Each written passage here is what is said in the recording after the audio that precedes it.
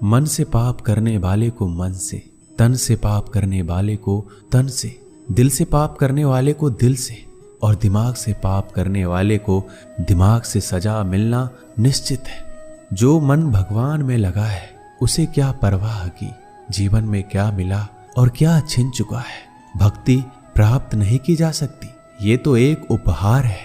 प्रार्थना ईश्वर को नहीं बदलती, लेकिन ये उसे बदल देती है जो प्रार्थना करता है। विचलित मन वाले व्यक्ति को मौत उसी तरह से बहाकर ले जाती है जिस तरह से अचानक आई बाढ़ में गांव के सोते हुए लोग बह जाते हैं। देखते समय देखिए, सुनते समय केवल सुनिए, महसूस करते समय महसूस कीजिए और सोचते समय केवल ये सोचिए, यही वास्तविक कर्म है। आपका काम है अपनी पसंद के काम को खोजना, उसे खोजें और फिर उस काम में खुद को पूरी तरह से लगा दें। यही सफलता का मार्ग है।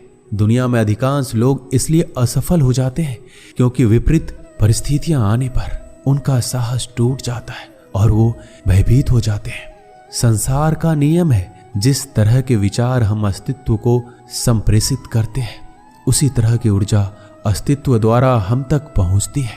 ध्यान रहे, विचारों का सकारात्मक होना अनिवार्य है, तभी राह सरल और सुगम होती चली जाएगी।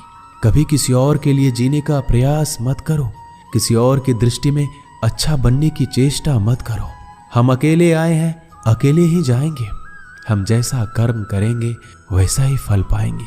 श्री कृष्ण कहते हैं, जो बीत गया उसे भूल जाओ, जो कर रहे हो उस पर विश्वास रखो, जो होगा उसकी चिंता छोड़ दो। बस तुम्हें मात्र अपने कर्म करने हैं, पुरस्कृत करने का कार्य नियति का है। एक बार भीष्म पितामह ने श्री कृष्ण से पूछा, जल से पतला क्या है, भूमि से भारी कौन है और अग्नि से तेज क्या है, और कौन है जो काजल से काला है। श्री कृष्ण ने मनमोहनी मुस्कान के साथ उत्तर दिया, पितामह, जल से पतला ज्ञान है, भूमि से भारी पाप है, अग्नि से तेज क्रोध है और काजल से काला कलंक है। श्री कृष्ण कहते हैं कि परिस्थितियों से भागो मत, उनके सामने डटकर खड़े रहो, क्योंकि कर्म करना ही मानव जीवन का पहला कर्तव्य है।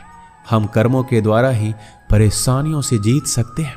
दुनिया नहीं जानती है हम सभी का अंत यहीं पर होना है, लेकिन जो लोग इस सत्य को जानते हैं उनके सारे झगड़े एक ही बार में खत्म हो जाते हैं। जब तक आप अपनी समस्याओं एवं कठिनाइयों की वजह दूसरों को मानते हैं, तब तक आप अपनी समस्याएं और कठिनाइयों को मिटा नहीं सकते। आप अपना भविष्य नहीं बदल सकते, लेकिन आप अपनी आदतों को बदल सकते हैं, और निश्चित रूप से अपनी आदतों से आपका भविष्य बदल सकता है।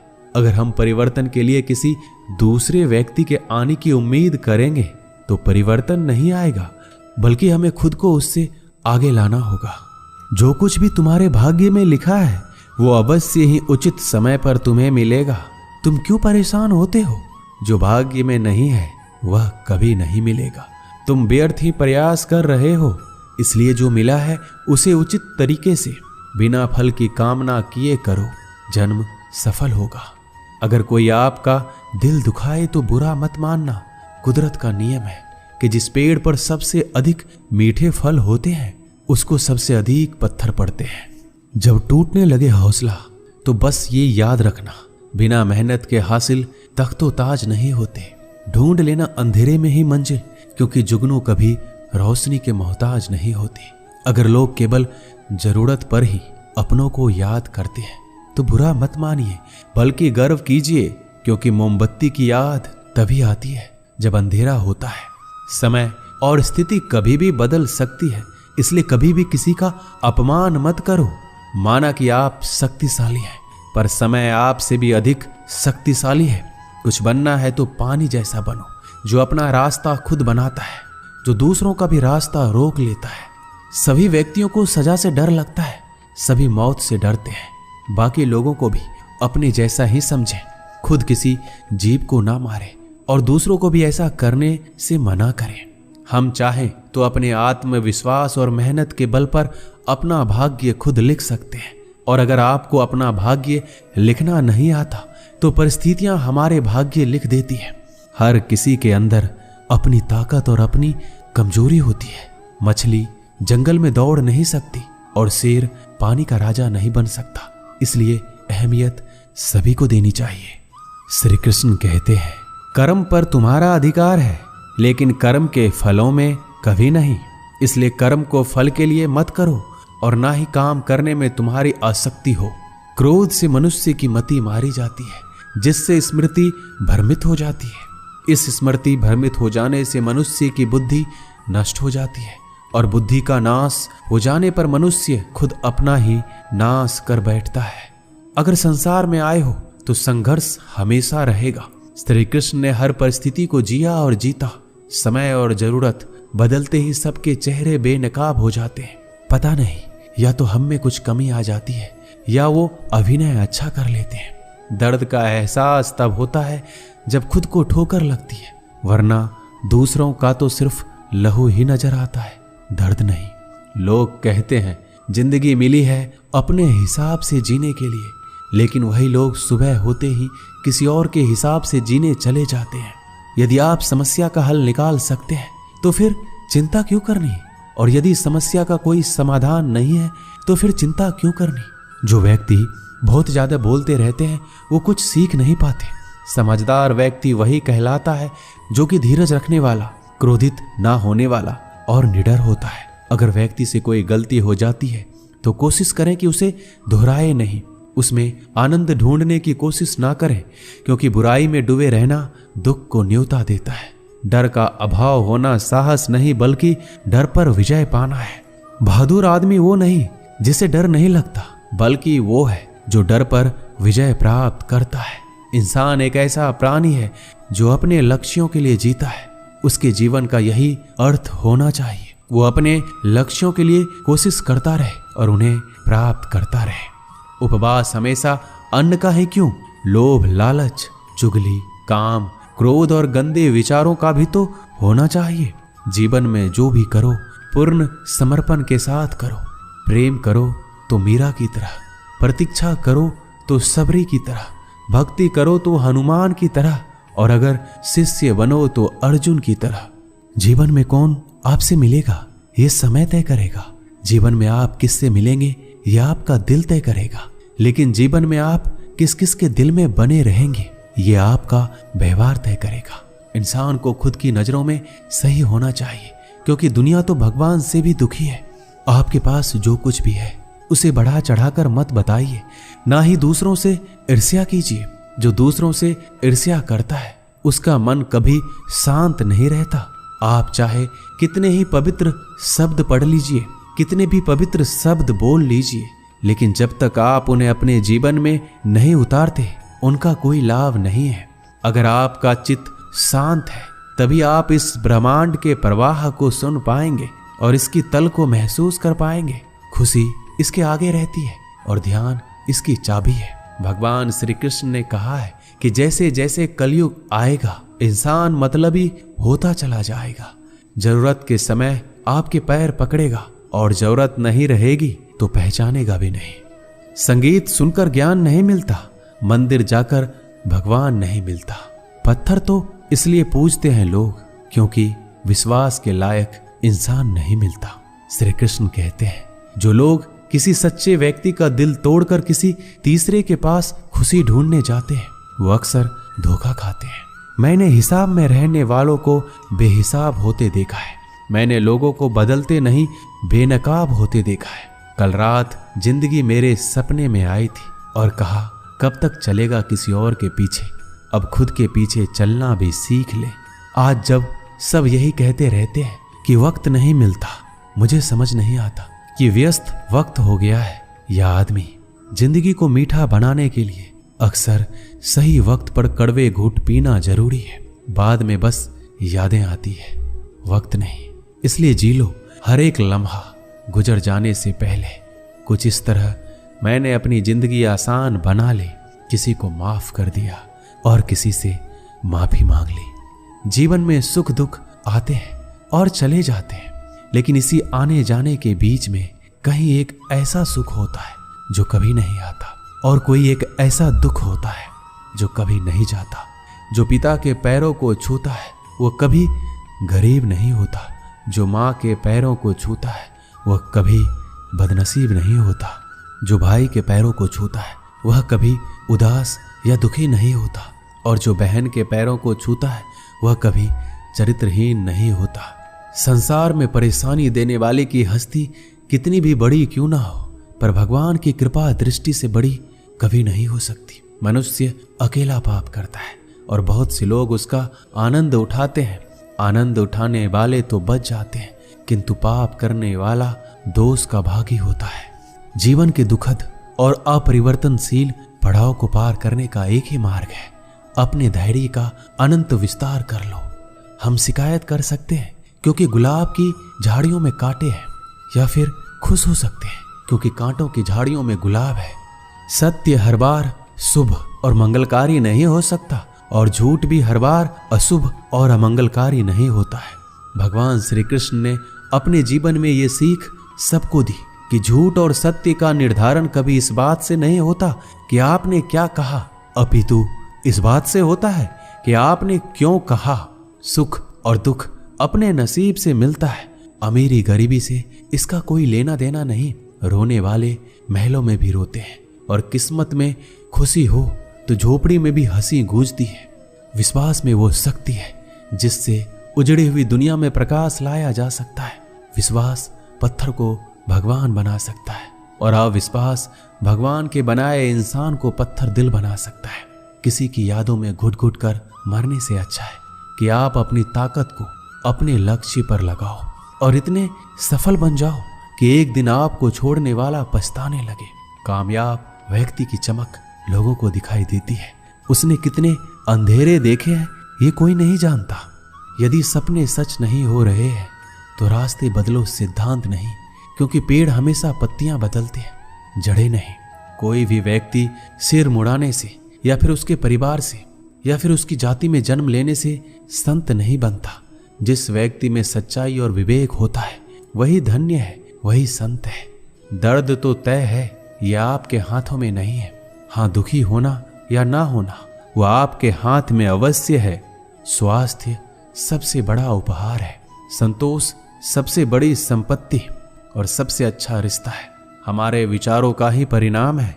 मन ही सब कुछ है, जो हम सोचते हैं वो हम बन जाते हैं। अगर आध्यात्मिक मार्ग पर चलने के लिए आपको कोई साथ नहीं मिलता तो अकेले ही चलिए। आप खुद अपने प्यार और स्नेह के उतने ही हकदार हैं जितना दुनिया में कोई भी अन्य व्यक्ति है।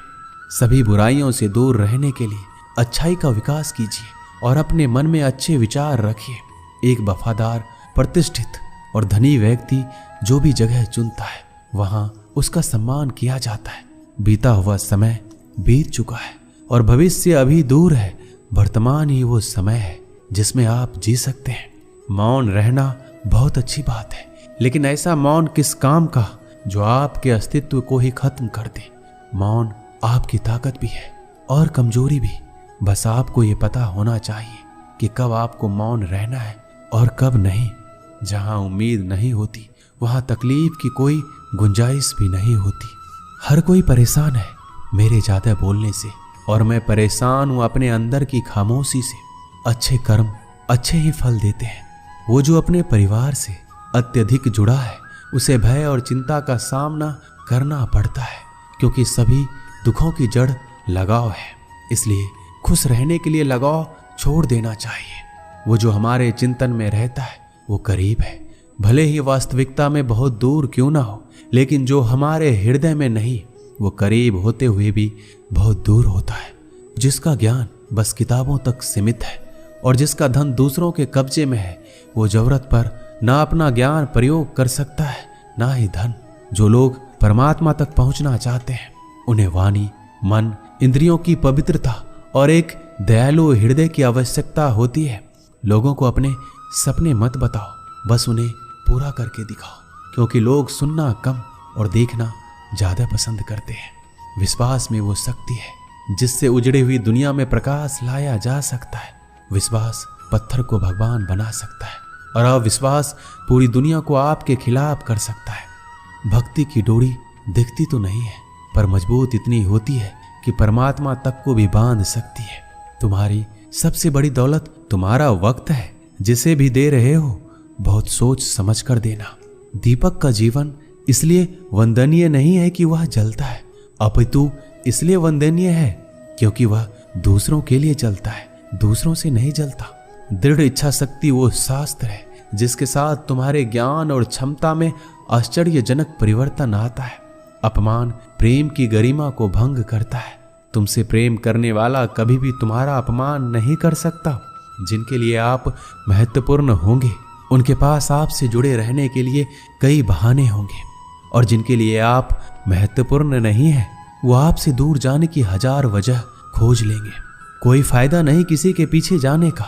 हंसते हंसते अपना जीवन बिताओ और भूल जाओ उसे जो तुम्हें भूल गया हो। यदि कोई आपको अच्छा लगता है तो अच्छा वो नहीं, अच्छे आप हैं, क्योंकि उसमें अच्छाई देखने वाली नजर आपके पास है। एक बार एक मूर्तिकार अपनी छेनी और हथौड़ी से एक पत्थर को भगवान की मूर्ति का आकार देने का प्रयास कर रहा था। जैसे वह छेनी पर अपना हथौड़ा चलाता, वह पत्थर चिल्लाने लगता और कहने लगता, ये क्या कर रहे हो? मुझे इतना क्यों मार रहे हो?